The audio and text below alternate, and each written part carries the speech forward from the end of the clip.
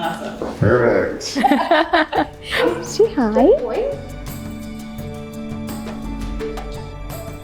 When we're raising kids, it's so important to understand their concerns. Seeing my own kids coming into two different cultures, growing up here in Canada, it's a little bit challenging for them. It's a pull back and forth in two cultures. They get confused in the middle of it. There's a lot of pressure, unfortunately, that a lot of the kids in the community seem to be facing. From the parents and from the child, there's a generation gap as well. If we can have all the entirety of a South Asian youth having a positive mindset, then just the outlook of us as a community as a whole can have such a greater impact in the world. In this field of mental health, you need to become really vulnerable. Parents are uncomfortable with talking to their kids about mental health. They don't have that actual relationship with their parents. A recognition by both the youth themselves and their family is a huge barrier. It's easy to dismiss. The more you communicate with them, helping them understanding the transition. In the South Asian community, mental health is not talked about. It's often laden with shame, buried under the rug.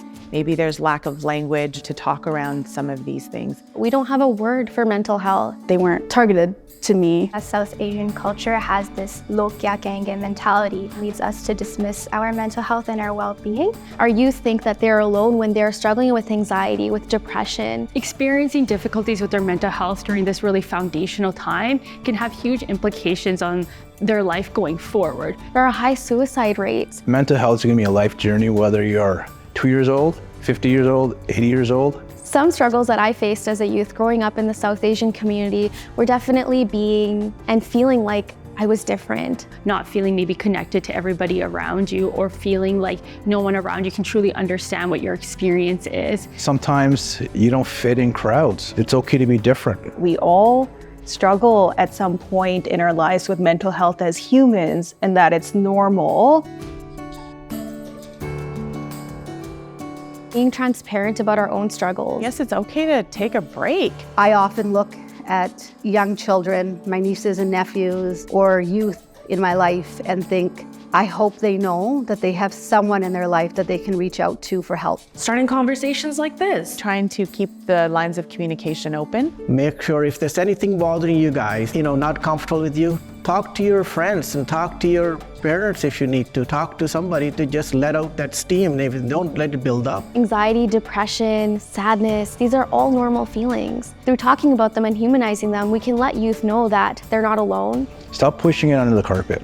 So if you can have really safe, trusted people in your family that you can truly go talk to and feel heard and not judged and just seen and listened to in that moment. Have a deep conversation. Some authentic conversations. To keep an open mind and open heart.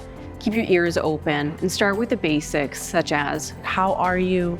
How are you feeling? And how are you truly? True mind, body, and soul. it strengthens our communities. And specifically for South Asian youth, this is a time of great change. Youth are the future. The future really lies within them and not necessarily outside of them. We're here to support them. Making sure that we are addressing it and supporting them really means that we are addressing and supporting the future of our community. Mental health And South Asian youth matters. I encourage you To talk to South Asian team. Our community can Make a change.